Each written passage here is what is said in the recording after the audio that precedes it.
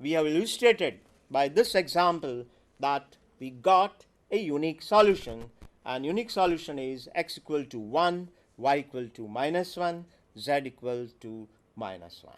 And not only this, if you see here the operations in the matrix, in the determinant, where the value changes, whenever two rows or two columns are interchanged in the determinant, value changes only by sign, and if you multiply or divide some row or column, the value of the determinant also change accordingly.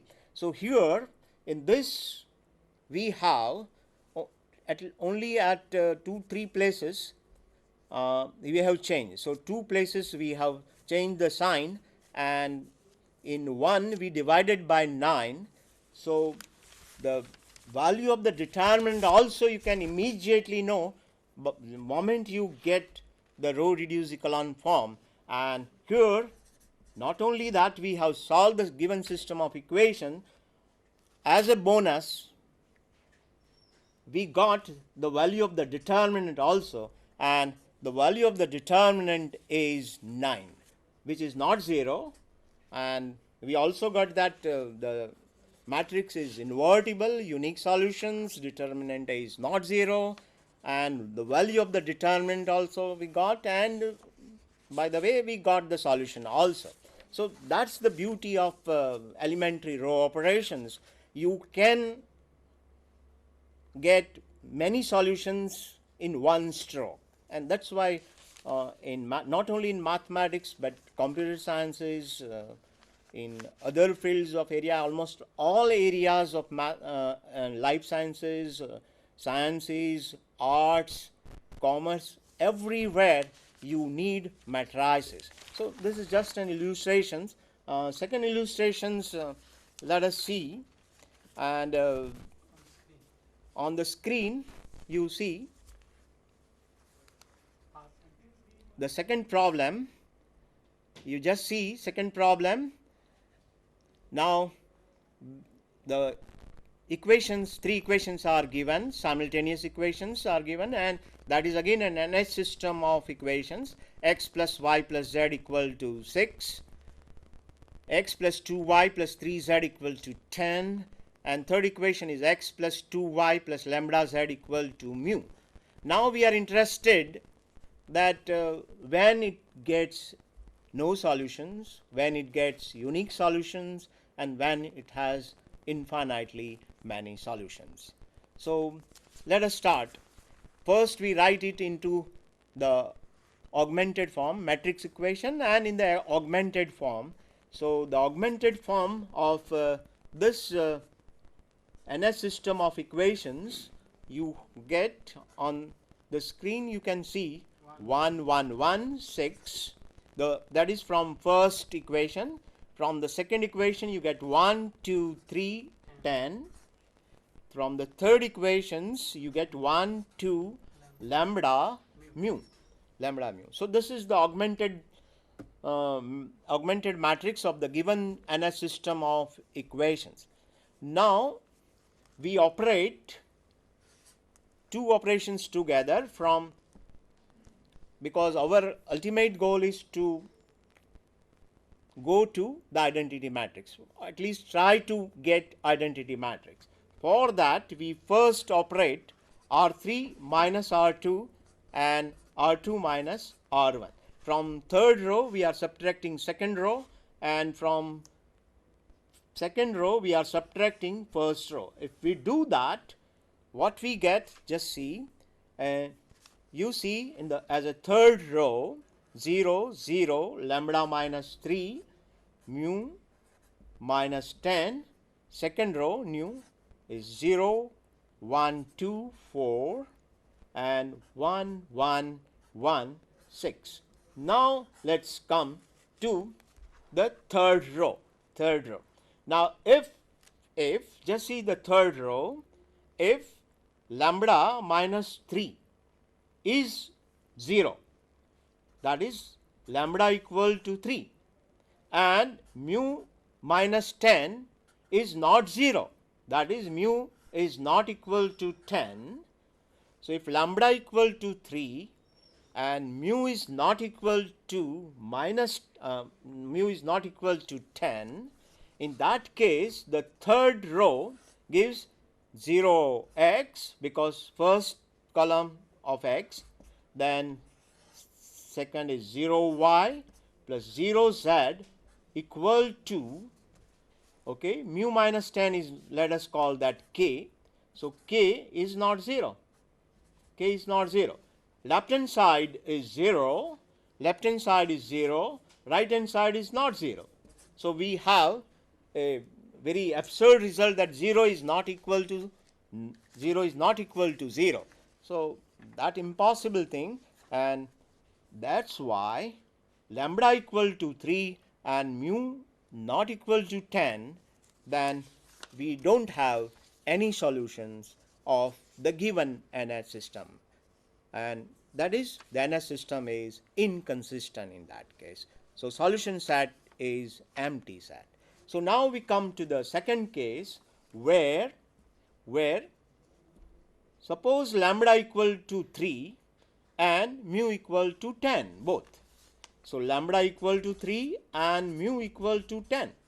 In that case, the third row is 0x, 0y, 0z equal to 0. So, 0 equal to 0. So, that is possible. In that case, now we have just how many non-zeros you have? Just 2 non-zero rows.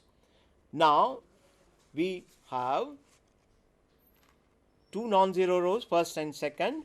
Now, here we have three variables and two equations. Now, in that case, we have infinitely many solutions. Now, let us come to the third possibility where lambda is not equal to 3. In that case, we divide the third row by lambda minus 3. So, in that case, third row becomes 0,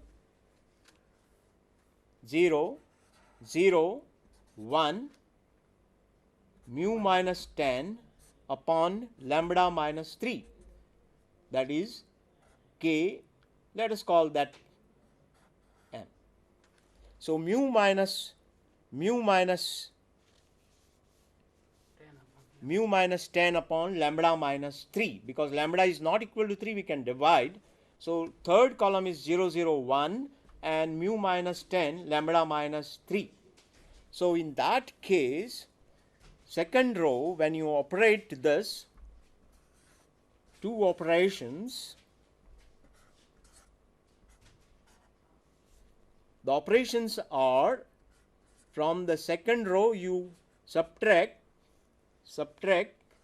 2 times third row, and from first row you subtract third row, then you get this form 1 1 0 1 1 0 0 1 0 0 0 1, and here you get 6 minus m, 4 minus 2m, and last is m.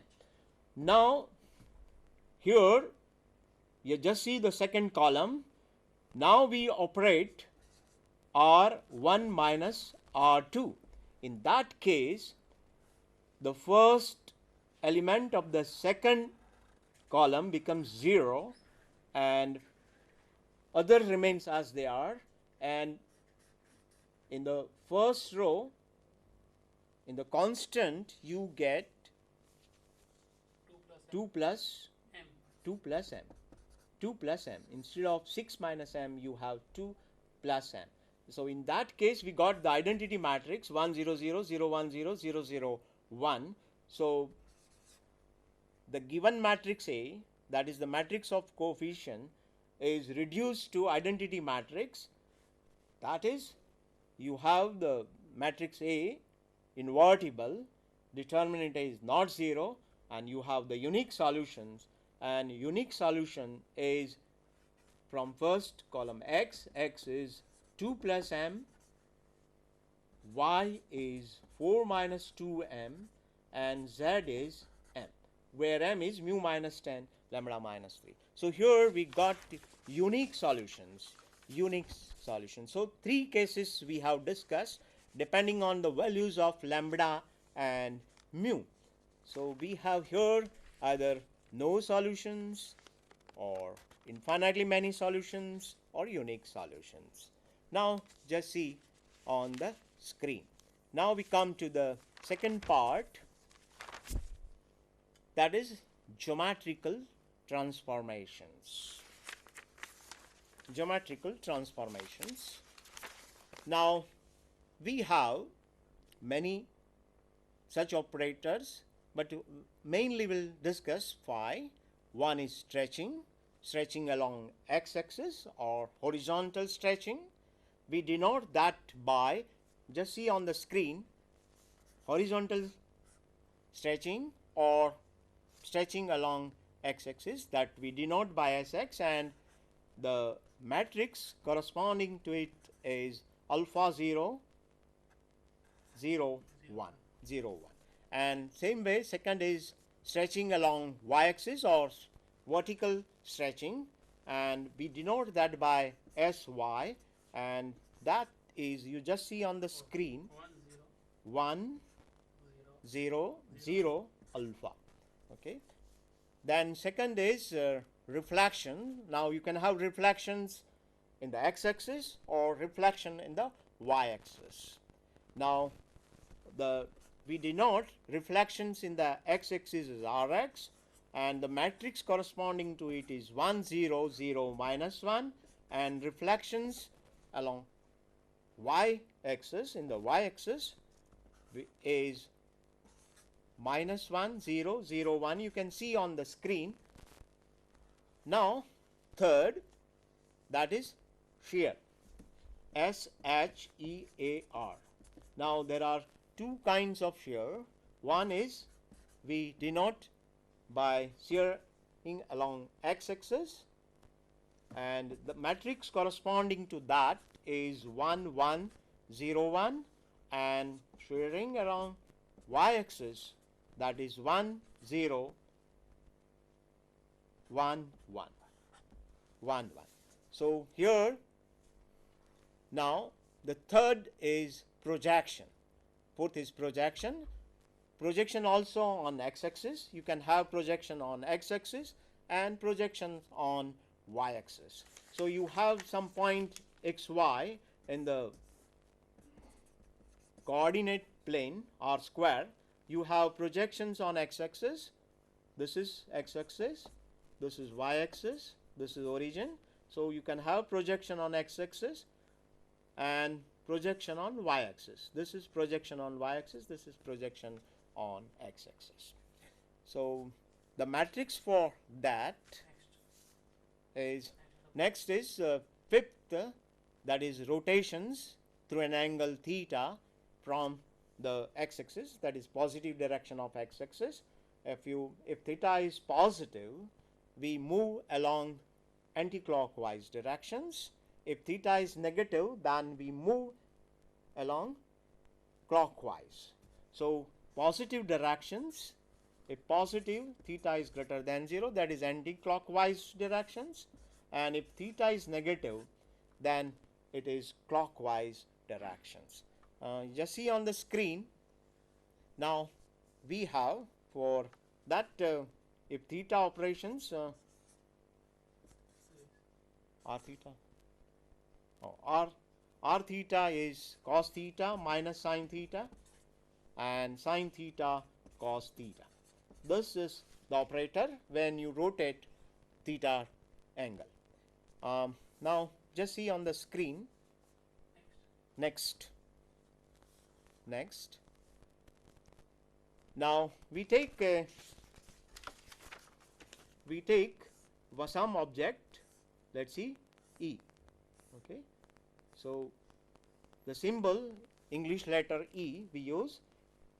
This is origin, this is x-axis. We take this point 1 0, this point is 1 1/2, this point is 1 1, this point is 0 1/2, this point is 0 1 along y-axis.